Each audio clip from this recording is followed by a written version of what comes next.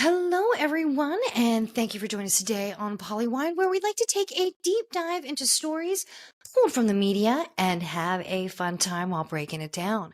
I'm Jillian, and let's get into it. So, last time we were talking, we were discussing Hurricane Helene and the devastation and the aftermath of it, the cleanup, the gut wrenching stories, and although it affected many states and many, I just always think of those images coming out of Asheville, North Carolina, just the utter devastation that hit that beautiful town.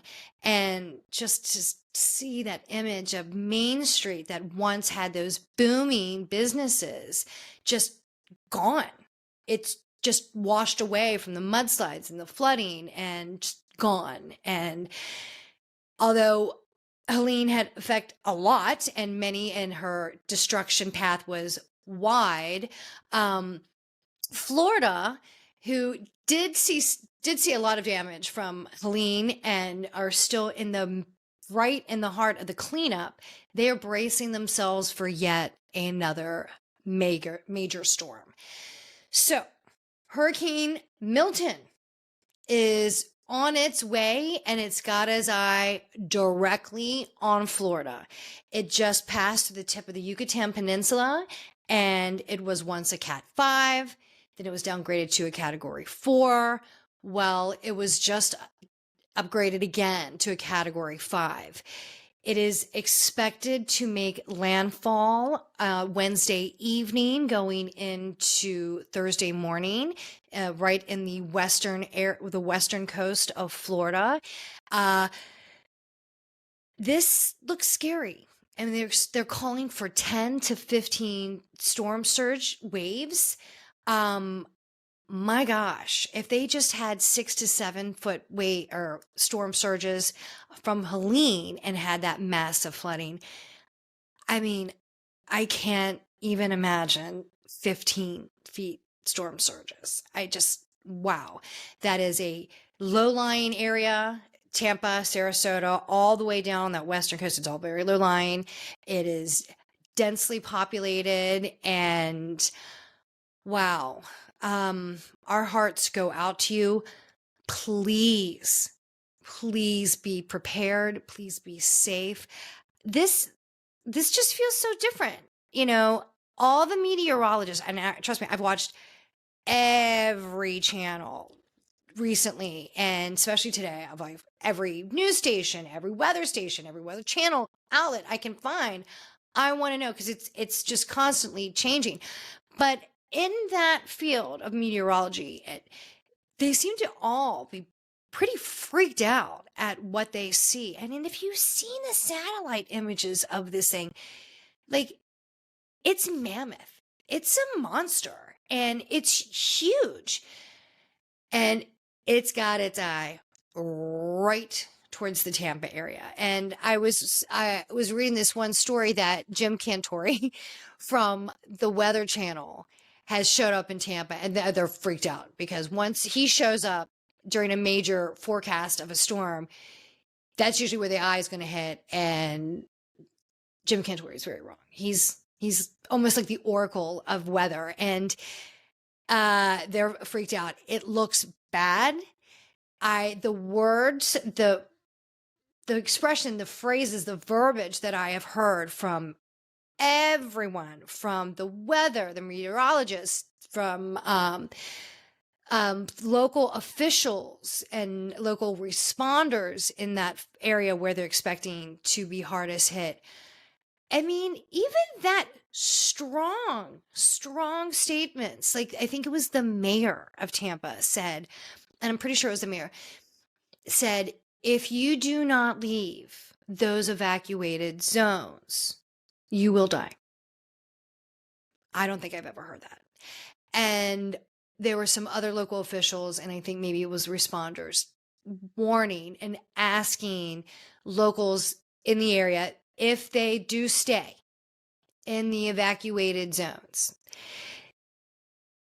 please write your name, your number, and a contact number of someone else. Because if they find you and you have passed, they need to ID you and contact someone. So that's pretty scary. And I was telling someone earlier today, like, I don't think I've heard anything like that. And this is more extreme, but anything kind of even remotely like that since Katrina. Michael, I think, took the panhandle of Florida by storm several years ago. Was it 5, 6 years ago? And that was a 4 originally, but then they upgraded that to a Cat 5. And that was just, oh my God, extreme, extreme destruction there. But this one even feels different. And I remember with Katrina, and I can't believe that next year, it's going to be 20 years, that 20 years ago that had happened. But there was this one weatherman that they had called in for the storm, and he didn't come. He didn't show up too often. I think that he pulled it. I think the weather.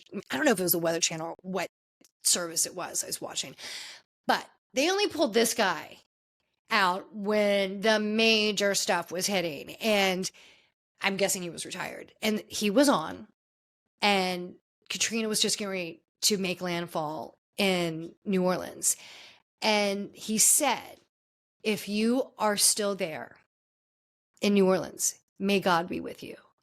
And then that stopped me in my tracks. I'm like, oh my God, like, Jesus, this is going to be bad. And we all know what happened with Katrina, and it was just awful.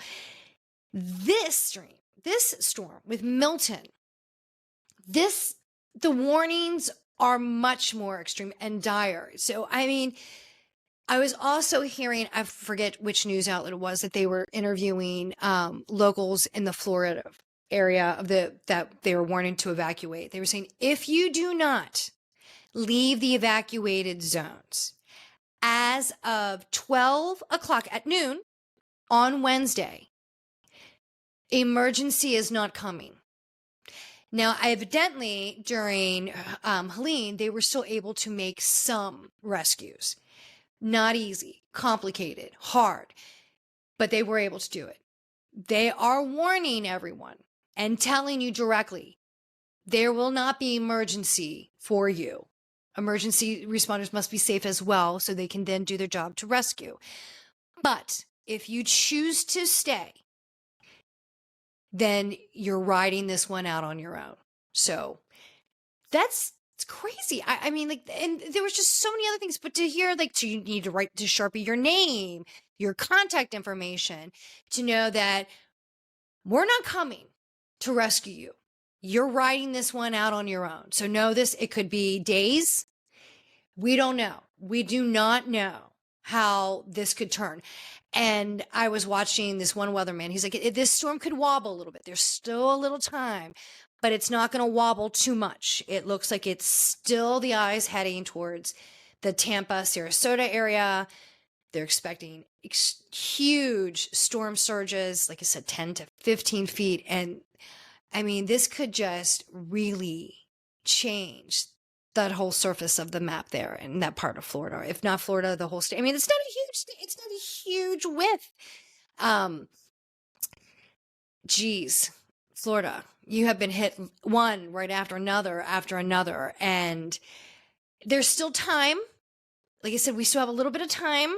It could be downgraded a bit, but I was watching this one meteorologist, and they were saying there's this little warm band that of air and maybe water that's, I guess, a little bit warmer. If it hits that area, and a smaller percentage, but if it does, because it can happen, then it will just really accelerate the process and just fuel that energy and create more power and strength. And that's a really scary thought.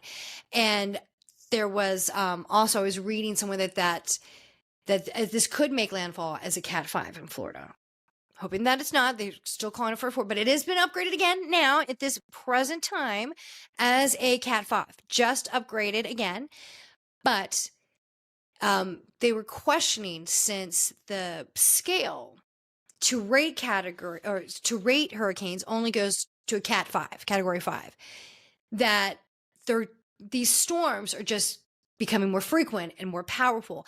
And this one here, Milton, might actually change how they rate. They might change this scale.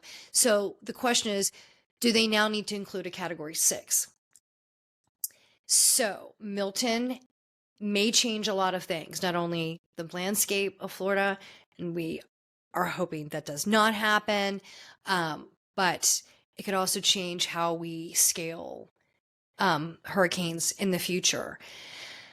Florida, we are all thinking of you. Those who stay, our prayers are out for you as well.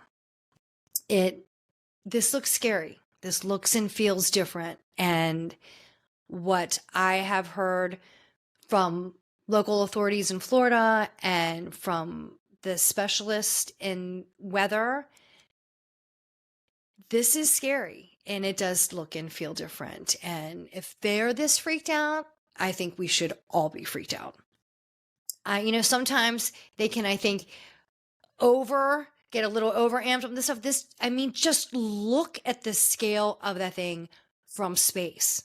That image of Milton from space, like 2 days ago, it almost looked like two systems that were joining together, but it's just huge. And to see that deep pink red around that ring red, that red band it's huge. This is scary. So Florida, we are thinking of you. Now, as we move into these devastations, there has been a lot going out there about FEMA and their readiness and their ability and the funding for natural disasters. FEMA looks exhausted. That has been an intense season of weather, major systems. Then they're still in the thick of cleanup and care from Helene, and now they are preparing for Milton. And, they're strapped and probably tired at this point. And there has been a lot coming out in the media and in the news, and these statements have been fueled by Trump, that FEMA is redirecting their money and resources other than disasters and aid, that they are using it and redirecting that money towards immigration and migrants. This is not the time to put out false statements and lies. It's just not. FEMA has immediately come out and said that these are false statements. They have denied it. And they have not only released a statement, they have also, FEMA, have released a page on their website that you can go check the facts.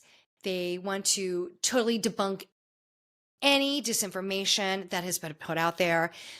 The Biden camp, the White House has released a statement also denying any of those statements and saying that it's completely false, that FEMA is only using their money, funding, and resources for disasters and relief. So if you have any questions about what is some of the statements and stories that are going out in the news, false, that is false. And please go to your reputable resources, government, or reputable news stations or news outlets to get the proper information and the correct information.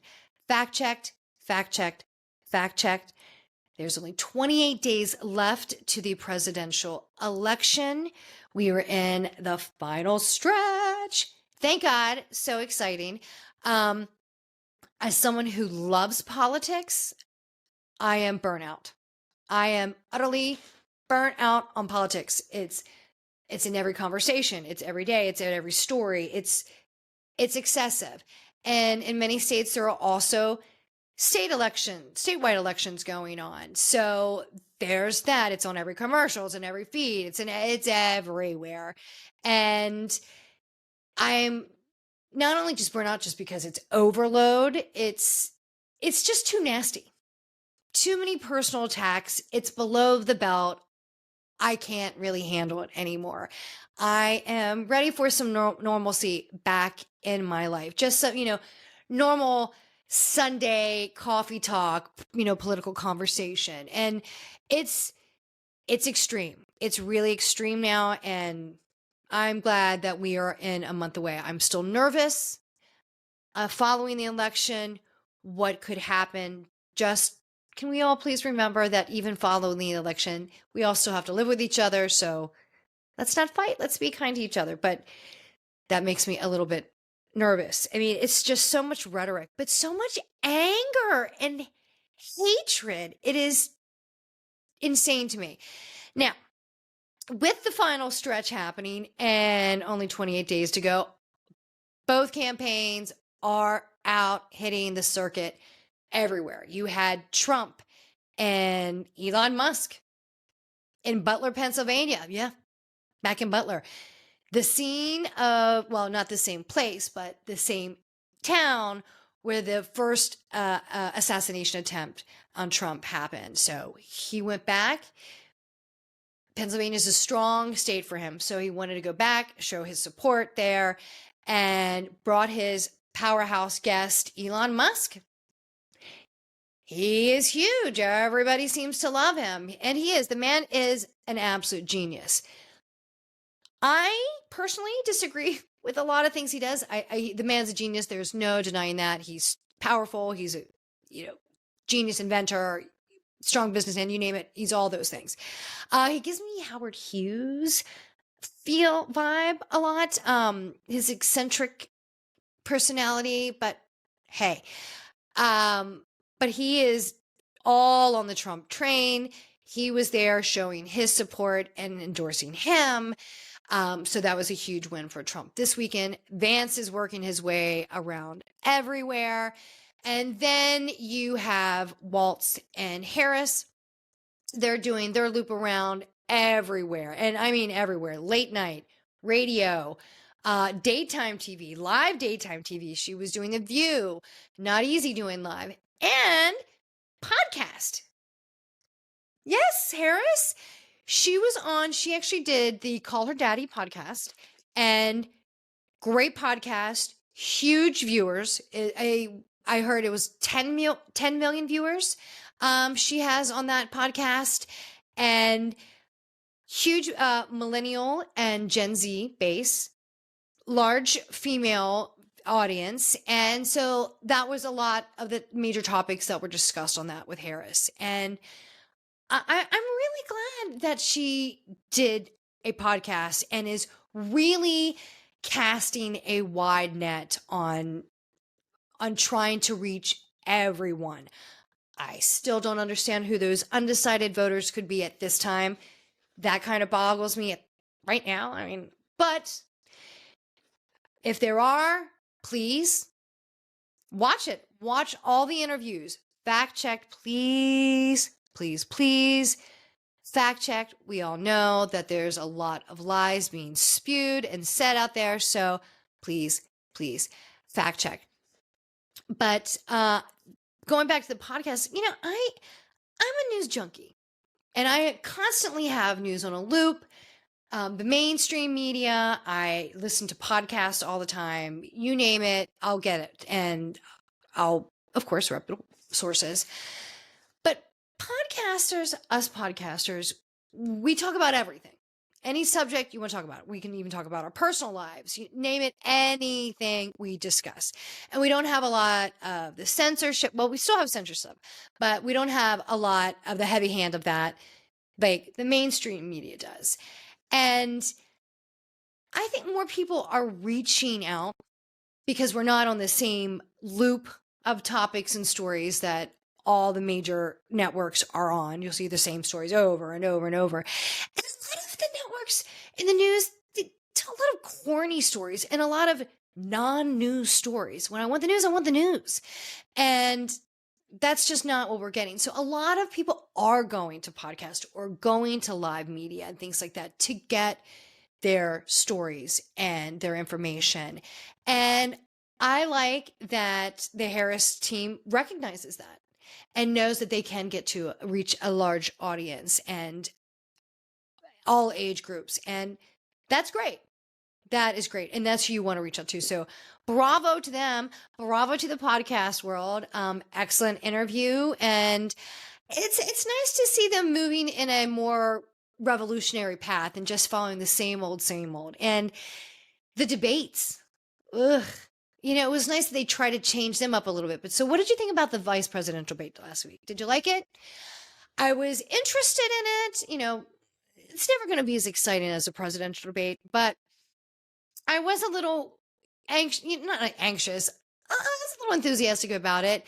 I was hoping, I mean, let's be honest, Vance is not the most exciting personality out there, but he was well rehearsed. I think his legal background and his experience definitely benefited him for the debate. Waltz was I felt he was a little bit more nervous, but I thought he was fine. Okay. They didn't always stay on topic. Maybe they got a few things off a bit. Nothing too out of the ordinary, in my opinion. I didn't think it was too out of the ordinary. But I thought Waltz did seem a little bit more nervous, but God, it was just boring. I mean, boring. Okay. The reviews they were civil. You know, they got along. You know, that's fine. That's fine. That's what you want. But I think I would have rather watched paint dry. Personally. I mean, it was just that boring. And usually you have some alternative things that you can watch on other channels while the debates are going on. No. I think that they were calling for record numbers for that debate. And maybe they had them. I don't even know. I fell asleep doing that. But I was trying to flip and find stuff, and there was really nothing on. So, bummer. Total bummer. But as we are discussing getting closer to the election and moving into those important topics, subjects, and issues that affect all of us, there is a new documentary on Hulu. And it's called Patrice. And it is, I've only been able to watch a little bit of it. I will go back and watch the rest. But this documentary talks about a very personal issue and topic in my life. It affects my family directly, and that's about disability and the rights for disabilities and everything like that. That is a major topic for me. Of course, I am listening to what both Harris and Trump have to say on that topic. I need changes. I want to see changes and reform happen. There's just too many restrictions, too many rules, and it's just unfair. And I feel it's a last group of people to really have any type of rights. So, with that being said, now in this documentary, Patrice is this just, oh my God, angel of a human being, this woman, and she has a disability, and she has a partner who also has a disability. He's in a wheelchair, and I don't know what other maybe medical issues that he might have or challenges or her, but they just say that they have disabilities, and they both are on government disability. And I don't know if it's SSI, but how they classify it, they do talk with the lawyer on there, but they receive disability from the government. And Patrice and her partner, Gary, who are adorable and love each other, they want to get married. And if they get married, they lose their benefits. There are many rules and stipulations and hoops that you have to jump through just to apply for disability. And it is a lengthy process, and many are rejected, many. And I talked a few weeks ago that John Oliver on his show Last Week Tonight actually did a fantastic piece on disability. So if this is a subject that is near and dear to you, important to you, I would definitely go back and watch that episode online or wherever you can watch it. But that was on the John Oliver show Last Week Tonight. He did a subject just several weeks ago on disabilities. Well, this show, the documentary on Hulu, Patrice, was talking about that subject as well. They want to get married. Now they both, um, you know, Patrice works. I don't know about her spouse, but they have limitations on what they are able to do, and they do need that assistance. And she talks about, I need disability to pay for my medical bills and my medication, and medical bills and medication is astronomical. It is astronomical. And medical bills bankrupt so many people. It's an egregious thing to me. It makes me sick just thinking about it, discussing it. So this documentary goes into it. You see their love story and how they want to get married. And then you have some scenes where they're talking with their attorney, their disability attorney. And I mean, gosh, this attorney, what a tough job she has. And she's letting them know, like, look, I understand that you guys love each other and what you want to do to be with each other and marry is totally normal. And you should be able to do what all of us can do, what everyone has the right to do. But if you do that, the government will cut off your funding because you will maybe the qualifications you'll be out of bounds from. So if it's financial, I think she was saying that you can have like less than $2,000 or right at $2,000 could be the monthly income. If you make $1 over that. Now, I am not an expert, but I think that was $2,000, but you can check the numbers. If you go $1 over, gone. If you have someone that lives with you, that can go away as well because the combined income can be more than what you could qualify for. There are just a lot of rules. And the attorney was telling them this.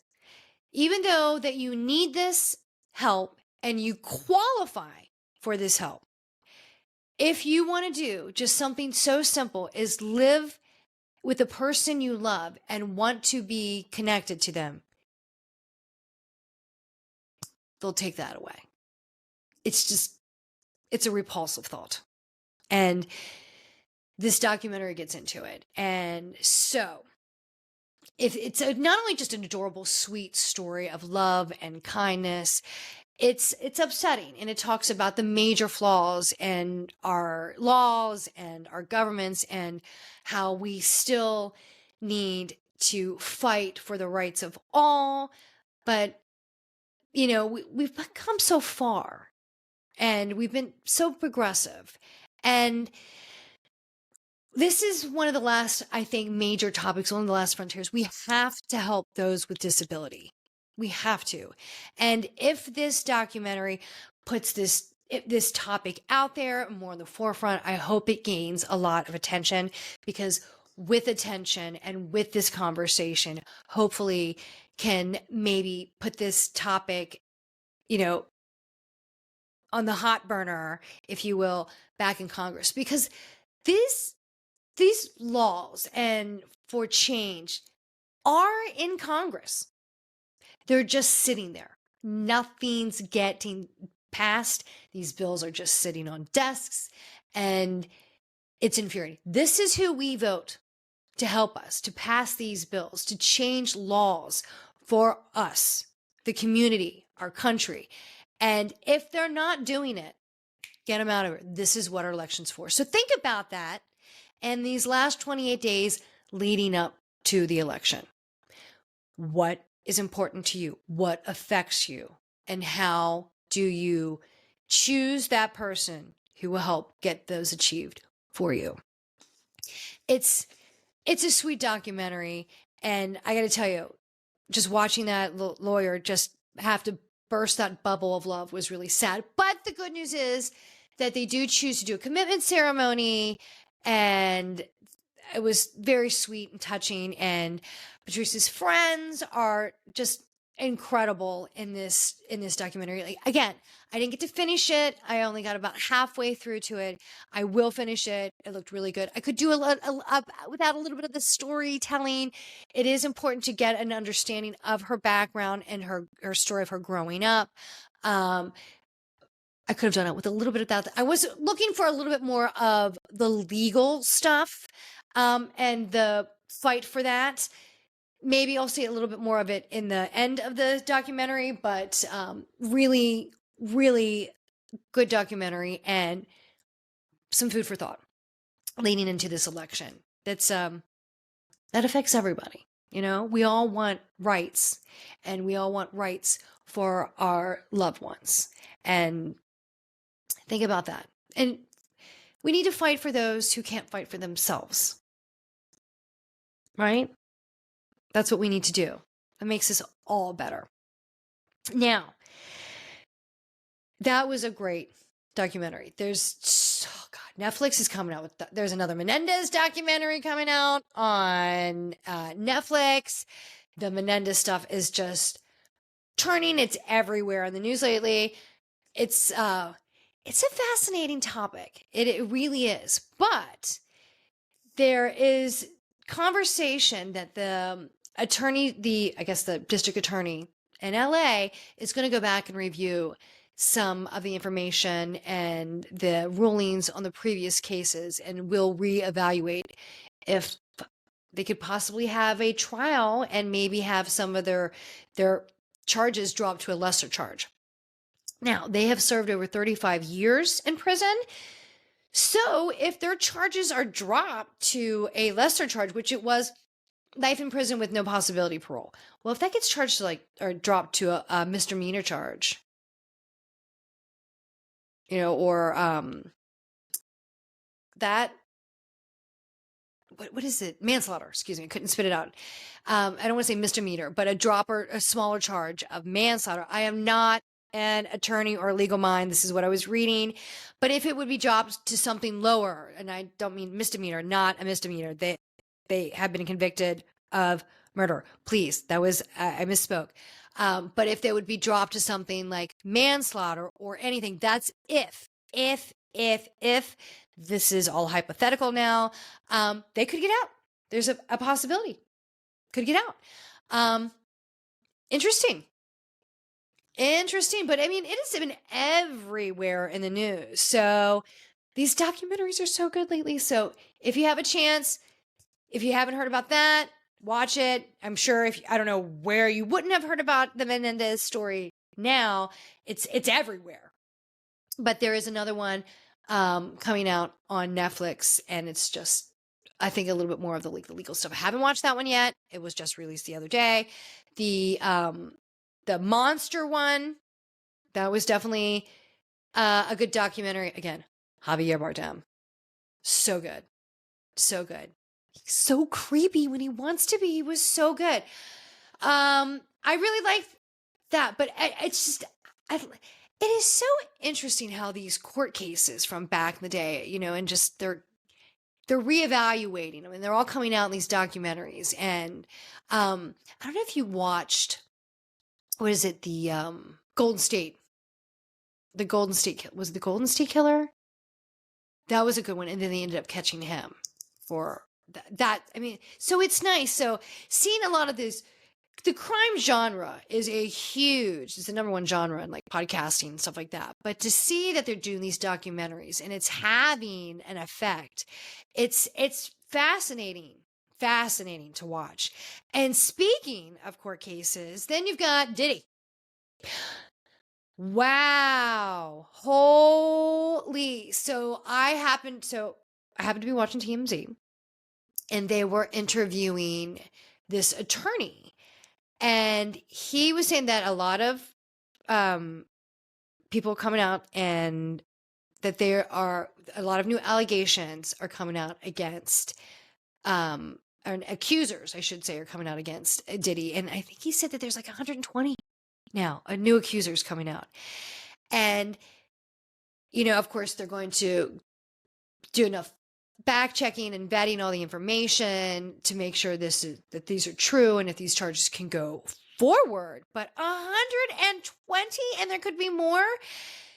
Now, there was a strong statement that this attorney said that was being interviewed on TMZ, and he was saying to anyone who attended these dinner parties and these freak-offs, and this is going to celebrities, if you attended them and you were at the late night parties, and if you had, if you had any knowledge of what could go on there, if there could be any drugs, any,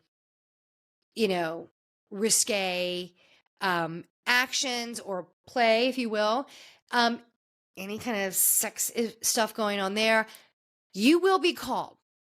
And there is a strong chance that legal action could be taken out against you. Because if you knew something could have happened there and you didn't do anything, I don't know if they would think that could be a crime. I don't know. But the attorney was saying very strong statements that if you were there and you saw something or didn't even see it, knew that something might have happened or was definitely going to happen, and you didn't do anything, but your name was up or you could have even been in a picture, you are going to be contacted. Now, I mean, he had a lot of parties, and huge. I bet you so many people are freaking out, just even asking. I know I wasn't at a freak out, but was I at a party? Could I have been in a picture? Are they going to call me? Even if I was just in the early party outside by the pool, who knows? So I'm sure Hollywood is bracing themselves for major scandals. They're waiting for the names to be called, what I would imagine the names that were in the Jeffrey Epstein books. Of course, they never came to light. Some names have been leaked out in time, but I bet that book was not only a page turner, but a good read. I'm sure the names on that list, wow. But I kind of have a feeling like some of those pictures and that invite list, that's like a black book itself. So anybody who's ever there, I bet they're sweating it out. Even if you're like, I just dropped off, I don't know, like a pasta salad. I was there for 10 minutes. I don't know anything. I didn't see anything. I didn't know anything. I bet you're freaking out. You're going to get that phone call too. I would be nervous of a subpoena for sure. I definitely would. But that court case is going to be crazy. And I still want to know, are cameras going to be in the courtroom? Because I'm not missing a moment. And if so, first of all, I can't imagine how hard those tickets are going to be to get into the courtroom. It's pretty much almost always, I think, first come, first serve, right? You wait in the line. I can't even imagine the line to get in to that courtroom. So who knows? The court system can take some time. I don't know when this court hearing will happen, I have no idea. I've heard it could be June, but who knows? But that is going to be an crazy case, but I'm going to be watching and listening for sure. Absolutely for sure. Now, let's get into some other TV craziness. It's everywhere. Now, let's go to Bravo. There were some beautiful, beautiful moments on Bravo this week. All right, I'm just going to say two things. Everyone keeps telling me I need to watch the Real House, the Secret Lives of Mormon Lives. I will try. I know it's coming to an end. I'm probably going to miss it. I'll try. We'll see. Also, everyone keeps telling me you got to watch RHONY. You got to watch the Real Housewives of New York, the new seasons. I know They recasted. They came back last year, new cast. I watched like 1 or 2 episodes. I couldn't watch it. I couldn't watch it. I definitely enjoyed and loved the original cast. I did. And I'd been with them for so long. I'd seen their kids grow up. I knew their stories. We'd seen them go through divorces, weird relationships. Who was the guy that everybody dated? Oh, his name will come to me. He dated all the housewives on Roni, but I like them. And I know it was a little bit of a hot mess at the end. And yes, I do believe that Ramona probably did need a break. She was getting a little hot. But to deny us Luann and Sonia, that really upsets me. I mean, the rest of them were fine. I miss Dorinda. I do miss Dorinda. And I understand why she was put on a pause. She was mad. She was angry. I understand why she was put on pause. But I do miss her. I do miss her. She was funny. She was smart. She was a good caddy. And she was a fun drinker. She was. But she got a little mean sometimes. But that's okay. We still love Dorinda. She get a little teeny tense there, and she'd have that. Well, I still love Dorinda. She was great. But to deny me the Countess and Lady Morgan, no. I just haven't. I haven't been able to get into the New Girls. A lot of people like it. I haven't. So I'm just going to put it out there. I will not be covering the newer season of New York. Sorry. But there's so many other great shows. It's hard too. The premiere of Below Deck Sailing Yacht, that is happening. But I really, really need to get into Potomac. So let me just loop around real fast. Salt Lake City, everybody's still after Whitney. I don't know why I still want to call her Ashley. I think it was just because I was too excited about Potomac. But everybody's still going after Whitney. And yeah, probably rightfully so. The new girl, Bronwyn,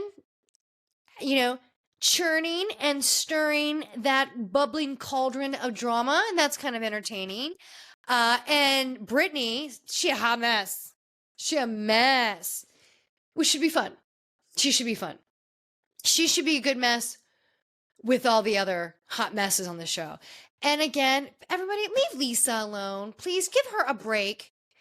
She is sad. Jack is gone. So he's in Colombia and she is sad. So please, can we give her a break? And I'm just going to say, I am really enjoying Angie this season, even with her great glasses. She is a fun character and a little staccato, but I find her fun and I like her. And like I said, she's looked great this season so far. Tiny little thing, but she's just looked great. And Mary, I'm happy to have Crazy Mary back. And Mary's really put it in this season. I like that. You go, Mary. Now, moving over to Orange County.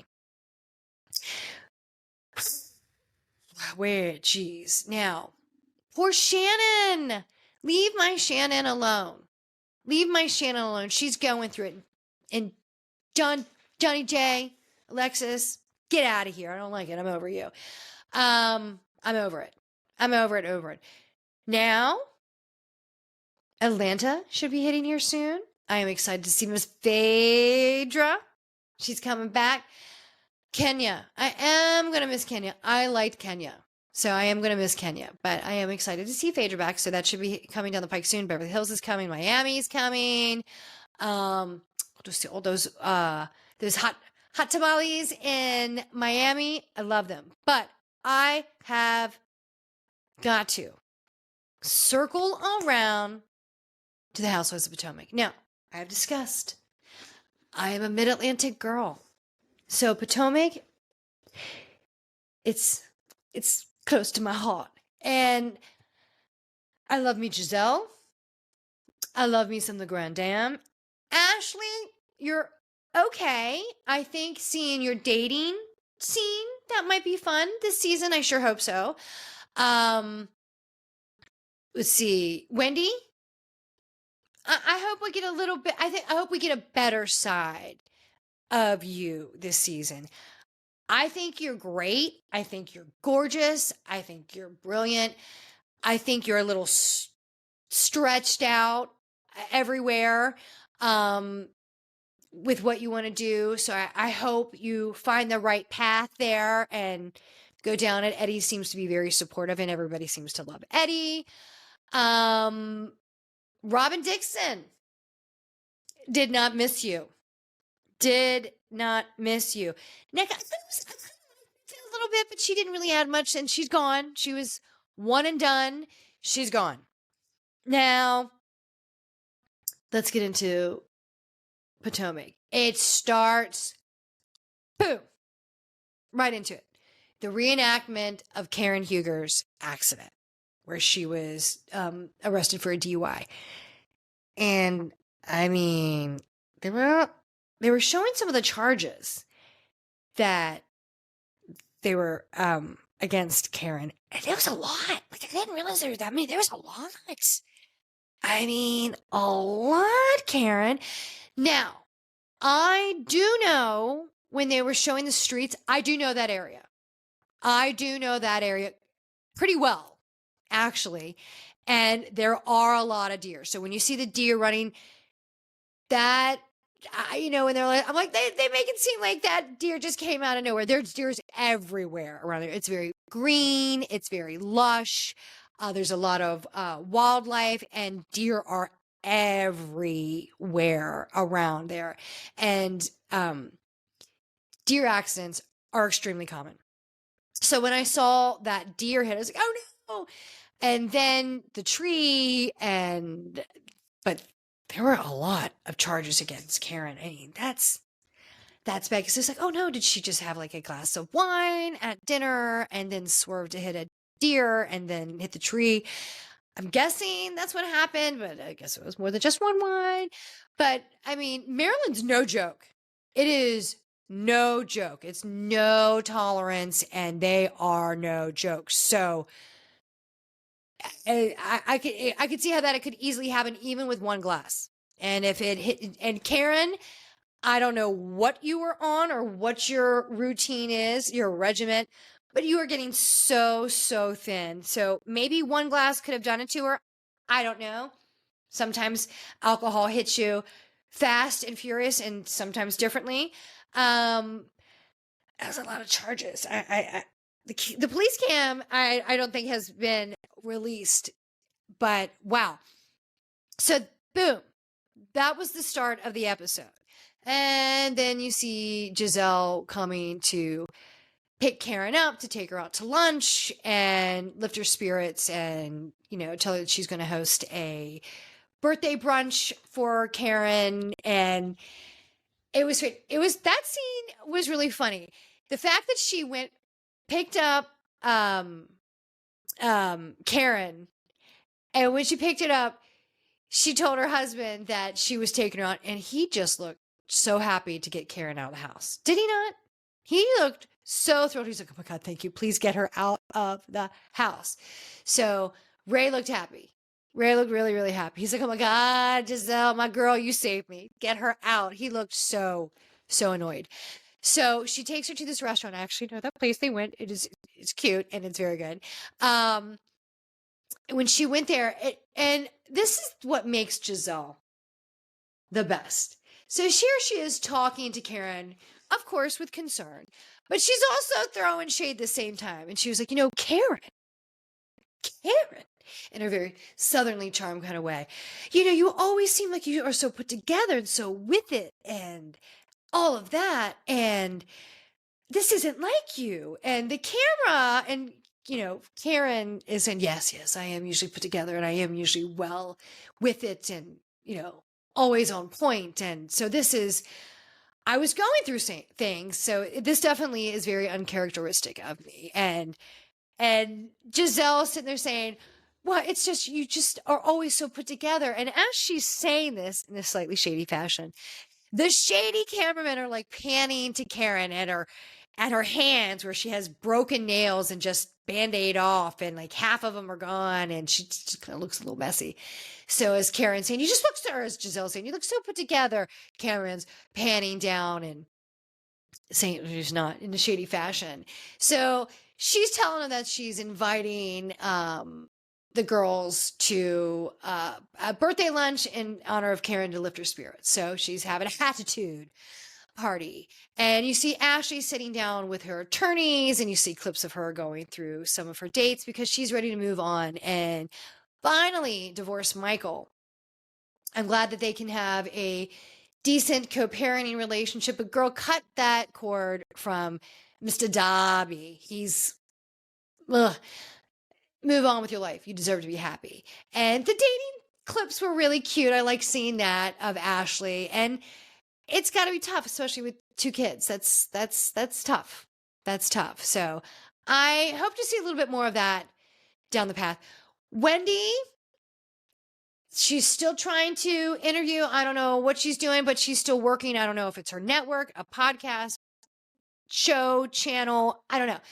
But you see some of that, and you'll see some more of that going into like previews for later in the season.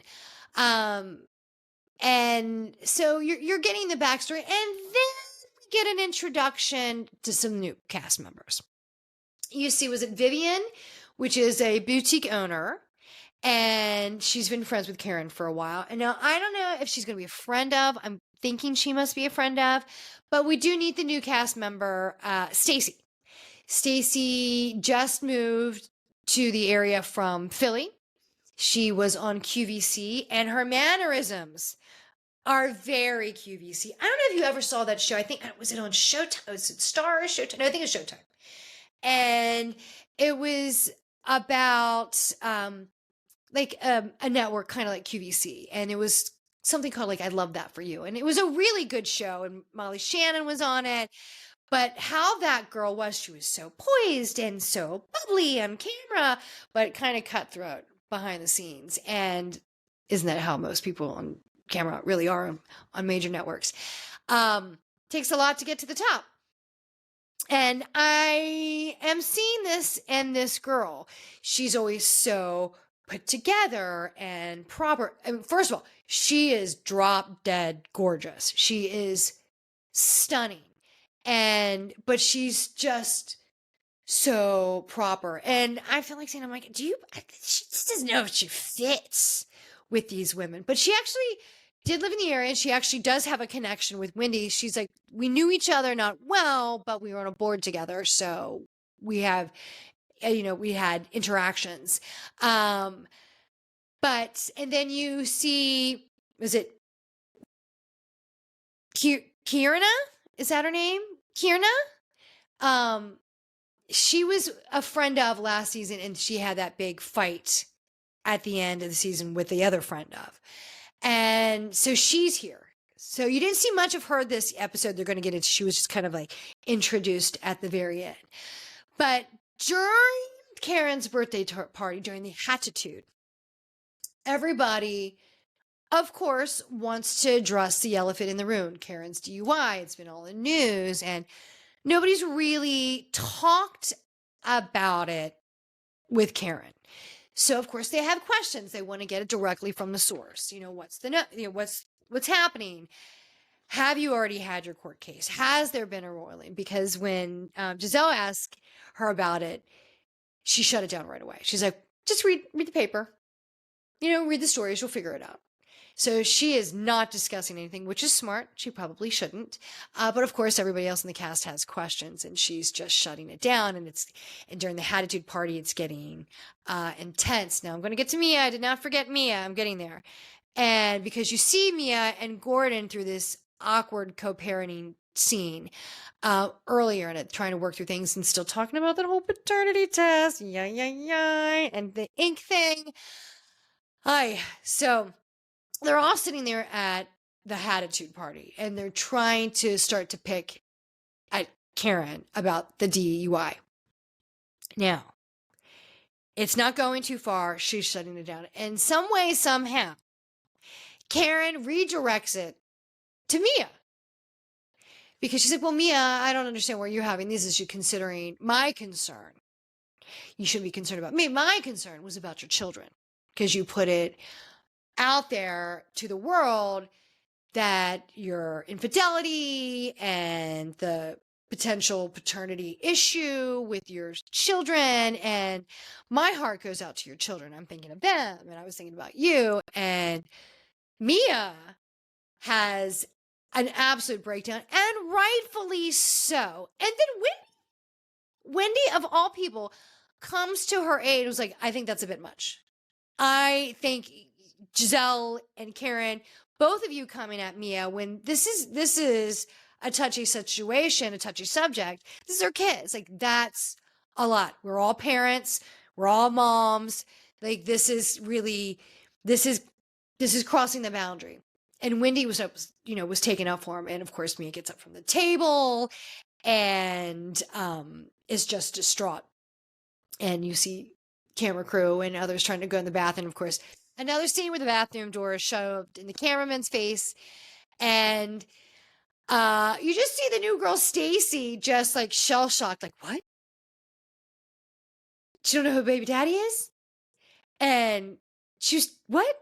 She just looked utterly shocked. So I'm interested to see where she's going to go. How long is she going to have that prim and proper front up?